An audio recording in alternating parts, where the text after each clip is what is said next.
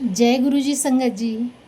ओम नमः शिवाय, शिवजी सदा सहाय। ओम नमः शिवाय, गुरुजी सदा सहाय। जय गुरुजी, शुक्राना गुरुजी, अनंतम अनंतम शुक्राना गुरुजी, कोट कोट शुक्राना गुरुजी। जय गुरुजी, जय गुरुजी, जय गुरुजी संगत जी। संगत जी, एक छोटी सी कहानी है जिसका शीर्षक है जब गुरुजी ने खाली घर में दस्तक दी। आप लोग सुनिएगा और बताइएगा ये कहानी आप लोगों को कैसी लगी। ये कहानी दिल्ली के छोटे से इलाके में रहने वाली सानवी की है। सानवी की ज़िंदगी दिखने में तो सामान्य थी, लेकिन अंदर से वो पूरी तरह से टूटी हुई थी। उसका घर बड़ा था, दीवारें खूबसूरत थी, कमरे में महंगे पर्दे लगे हुए थे, लेकिन घर में सुकून नाम की कोई चीज़ नहीं थी। पति बिजनेस में हमेशा व्यस्त रहता, सास बात बात पे ताने देती, और सबसे बड़ा दुख तो ये था कि शादी के 8 साल पूरे हो गए थे और सानवी अभी माँ नहीं बन पाई थी। हर त्योहार उसके लिए दर्द बनकर आता। जब भी मोहल्ले में किसी बच्चे की हंसी गूंजती, उसका दिल अंदर से टूट जाता। धीरे धीरे उसने लोगों से मिलना जुलना छोड़ दिया। अब उसका ज़्यादातर समय घर के मंदिर में बीतने लगा। एक दिन उसकी पुरानी सहेली मीरा घर आई। मीरा के चेहरे पे अजीब सा तेज था, आंखों में शांति थी। सानवी ने पूछा, तू इतनी बदली बदली सी क्यों लग रही है?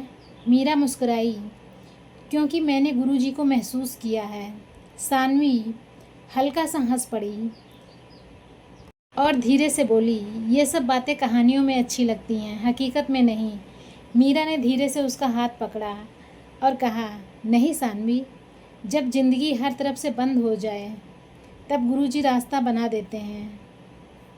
तुम एक बार उन पे विश्वास करके तो देखो, उनका शुक्राना करके तो देखो। फिर मीरा ने अपनी सहेली गुरुजी का स्वरूप देते हुए कहा, इसे अपने पास रखना।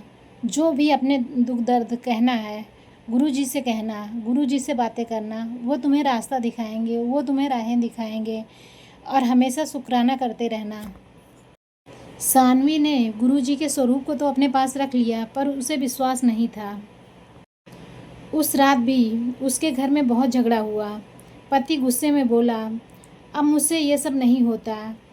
हर समय रोना, उदासी, ये घर घर नहीं रही, बोझ बन गया है। ये सुन सानवी अंदर से टूट गई। वो कमरे में गई, दरवाज़ा बंद किया और ज़ोर ज़ोर से रोने लगी। रोते रोते उसकी नज़र मेज़ पे रखी हुई गुरुजी के स्वरूप पे पड़ी।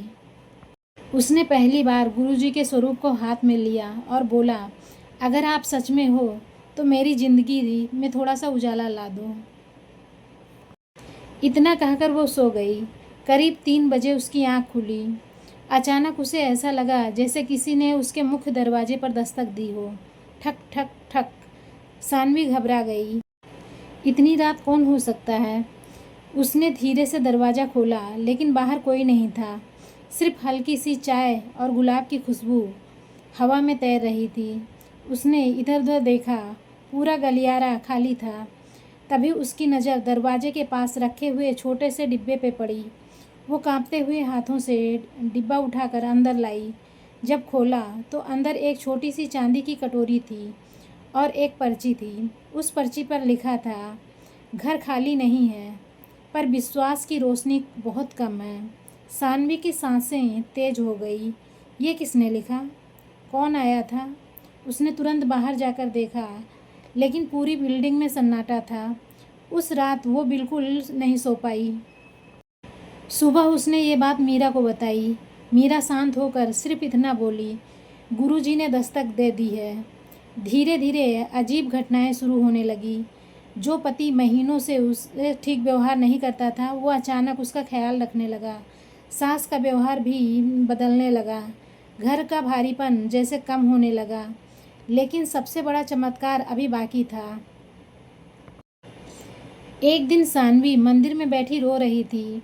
उसने आंखें बंद करके कहा, गुरुजी, मुझे बच्चा मिले या ना मिले, बस मुझे अंदर से जीना सिखा दो। उसी समय उसके कानों में जैसे कोई आवाज़ आई, जो खाली है वही सबसे ज़्यादा भरता है। सानवी ने तुरंत आंखें खोली। सामने कोई नहीं था, लेकिन पूरा मंदिर गुलाब और चंदन की खुशबू से भर गया था।